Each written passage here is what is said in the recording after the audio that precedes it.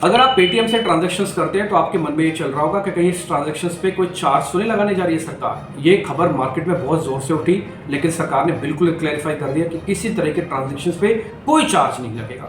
यानी कि जो एमडीआर है, जिसको हम मर्चेंट डिस्काउंट रेट कहते हैं, वो अब नहीं लगेगा। ये होता क्या है एमडीआर? ये एमडीआर वो अकाउंट होता है, जैसे मान लो आप किसी बिजनेसमैन के पास गए, किसी दुकानदार के पास गए, उसने आपको एक स्कैनर दे दिया कि आप इससे स्कैन करके पेमेंट कर दो।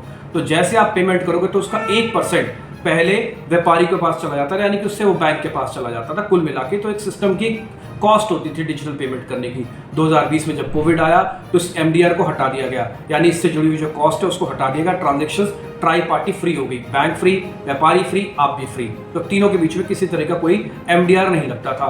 बाजार में खबर उठ रही थी कि एमडीआर लगेगा, पेटीएम को इसका बेनिफिट हो सकता था।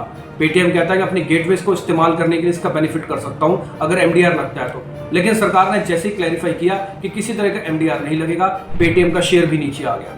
कुल मिला के सारी बात यह है, किसी तरह की कोई ट्रांजैक्शन नहीं लगने जा रही।